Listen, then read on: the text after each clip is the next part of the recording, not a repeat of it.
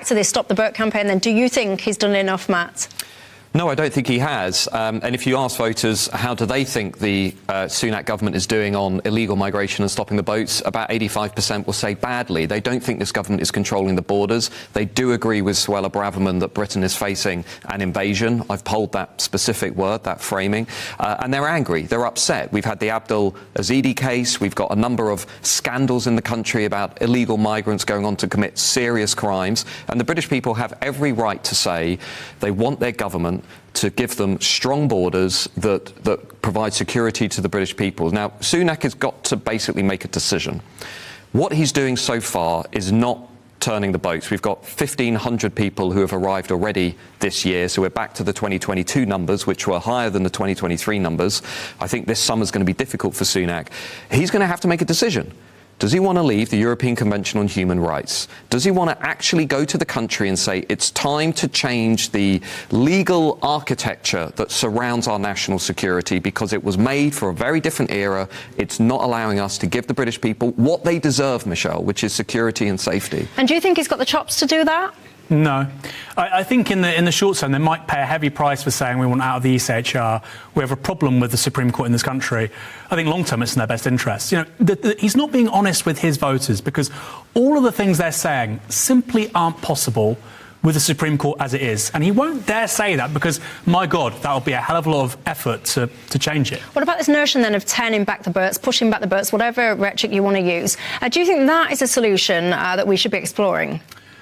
Well, look, I go back to what I said previously. You've got net immigration to this country the last 2 years, 1.3 million. I think last year, small boats were 60,000. So, look, you would say 60,000 too many. 1.3 million is a lot of people.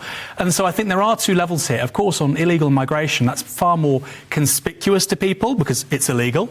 But I think also they feel general misgivings about both legal and illegal migration. Yeah, but there is a real strength of feeling, though, because if someone actually applies to this country, they come in, they fill a role where apparently we've not been able to fill with workers in this country. They've followed the process, they've waited their turn, they've not jumped the queue. That's one thing, and you can have a view about that. But actually seeing people in their job, I don't know if you saw the story today, ladies and gents at home. Did you see the school bus, that coach that came over, and it had 2 stowaways apparently in the luggage rack? I mean, it is out of control now. Matt, you want to come in? The one thing I would say is Aaron is right, actually. I mean, if you look at the bigger story that's unfolding in the country, and this is something that Rishi Sunak hasn't really talked about that much, and I've talked to people in his cabinet and said, why aren't you talking about this? It is legal migration. And the reason I say that is Boris Johnson, Liz Truss and Rishi Sunak promised us high skill, high wage, highly selective immigration policy that would give us, in the words of Johnson, best of the best, best of the brightest, global talent.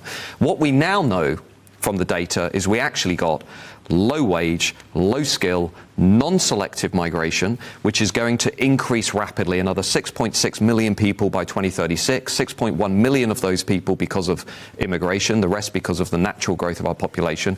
We've got a housing crisis that nobody has got a serious answer to. We're talking about supply, we're not talking about demand. We've got unprecedented pressure on the NHS, an issue, by the way, that I just think Rishi Sunak can never win on the NHS relative to Labour. That will always be Labour's issue. So that leaves him with migration. But where is the strategy here for legal migration? How are we going to go from 700,000 net migration a year to about 100,000, which is where most voters want it to be? Why aren't we having a national discussion about what's going on with just how badly this migration policy is working out? Instead, we're focusing on the small boats, right? Which is actually 112,000 people. As Aaron said, 1.3 million over the last couple of years. And most of those, by the way, weren't coming here to work.